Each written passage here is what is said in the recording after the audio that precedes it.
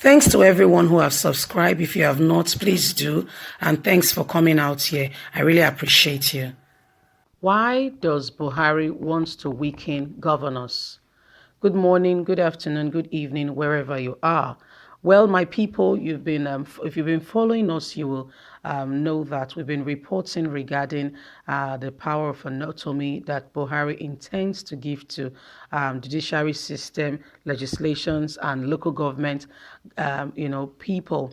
Reason why Buhari is really doing this has been exposed. You will be shocked and truly amazed at the things that are going on in the country. And you will see that don't think Buhari has done one good thing. There is always a secret agenda. It is a game of give and take. And Buhari has seen this as once in a lifetime opportunity. Hence, he wants to infringe and possess as much as he can before he leaves office. Here is all the details of why he's really doing this. As good as it sounds, you will get to know the real reason behind this. Why does Buhari want to weaken governors? One thing many Nigerians do not know about Muhammadu Buhari is that he's a very ideologically driven man. There are not many things he does out of mere wink. Before the proposed an idea, signed a document, or refused to sign a document, he carefully considers how it falls into the scope of his mission in power. When he ignores Section 14, subsection 3 of the Constitution, and appoints mostly northern Muslims, respectively Fulanis especially, into high offices rather than equivalently sharing them among all stakeholders, all parts of Nigeria, it is part of a grand plan agenda. Moderation of his ideology and ready to accommodate other Nigerians, knowing it is a hopeful way of maintaining control for as long as possible. But the extremists want Nigerians to become their property of their tribe, not just region, including those among who are not even Nigerians, and they want to take it by force. This group sees Buhari ascend to power for the second time as a once-in-a-lifetime opportunity to nail home this agenda, the high on tick of armed herdsmen occupation and management of our forest land, farmland, and highways of the Middle Belt and southern parts of Nigeria becomes pronounced under Buhari's administration. Have you ever wondered why?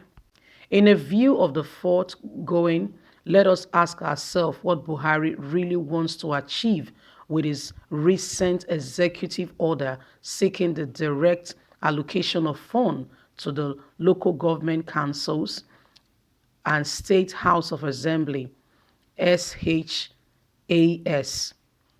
and judiciary system. Many of us, including lawyers and sectional leaders, have thought and applauded and have thought that this measure is a very good and welcoming one. Well, think twice. There is no doubt about it. The power of governors have been exaggerated and gone beyond overboard at the local government level and also at the State House of Assembly. At the judiciary, it is unconstitutional, undemocratic, corrupt, enhancing evil in the government. The governors thus continue to operate like emperors, military dictators, in spite of our return to democracy since 1999. They are so powerful that nobody can hold them to account while in office. The office of the State House of Assembly cannot impeach a governor unless there is a federal hand on it. Democracy is impossible at the grassroots because those in power at the local government area are the governor's agents. On the other hand, some of the governors, such as Orji Kalu, Bola Tinubu, Amechi, Samuel Oroto, Wike, and others, have capitalized on their power to ascend the boldness of the state as a federatic unit. taking away these powers, and the federal government will become in control, which is under the control of the section and ethnicity establishment, will neutralize the governors no matter how brave.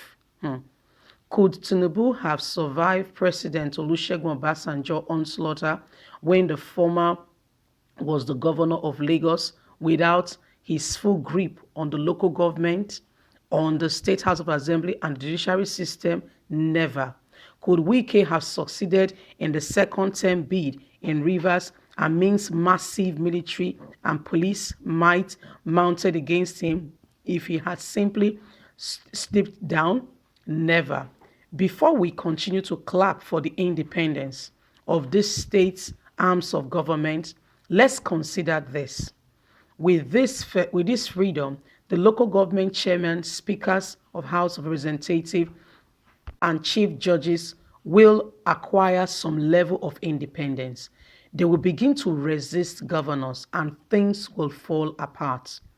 If these governors are in bad books of Abuja, the head of this governmental arms could be wooed by Abuja with money and police military support to flaunt the governor's order. They could be toys in refraining governors, incapacitating governors, holding them to the ground against Abuja intentions, which goes against interest of the people. Abuja will easily get governors impeached. Some chief judges will play along with the government in Abuja. If Abuja comes back with Ruga, which is the game plan, colony, demanding is found in every state of the federation, and they have paid the judiciary, local government, state house of assemblies, nobody will kick against it. That is the grand plan. Don't forget that those that are not Nigerians from the eastern part of the world are interested in one purpose. Don't forget, they have a grand plan to carry Nigeria to another set of religion. Think about it. Buhari's interest in promoting independence of local government, chairman, state house of assembly, state judiciary system is a double-edged sword. With autonomy, good office will be more able to rapidly develop grassroots and governors will be held accountable. Good. But why didn't he start it from Abuja, making the Senate independent, House of Representatives independent, so that he can be held accountable and can be easily impeached? No, Buhari did not do that. Why the sudden belligerence and the utmost control and simple package is to weaken the governors for purpose either by compromising and putting his democratic and selfish ambition in place. Don't think Buhari thought this himself. There is a well-calculated plan going on against Nigeria. He would have been promoting he would have started with the promotion of independence of the National Assembly, federal judiciary system. Why is the package then only to the state level, not at the federal level? If the president wants to promote true federalism and democracy, as he seemed to be doing, he should push for 6 geographical zoning to become national federal unit with power demonstrated and released to them. The federal government should have no business with local government. The region should create legislations on local government affairs. The respective regions should determine the package of their development. Abuja must give power back to people and stop using federal might, taking the power from one hand because they have a grand plan. Nigerians, don't be fooled. Why is Buhari not making the Senate independent, State House of Assembly independent, House of Representatives independent? He will never do that because he doesn't want to be held accountable, but wants the state governors to be with no power. That is the grand plan. so that he can implement Ruga. Watch it out. Ruga is around the corner as soon as this goes through. Nigerians, another year, you say word is enough for the wise. We keep it real. Don't forget to like us, share, subscribe. Click on the notification button so you can get all our latest news. God bless. Bye for now.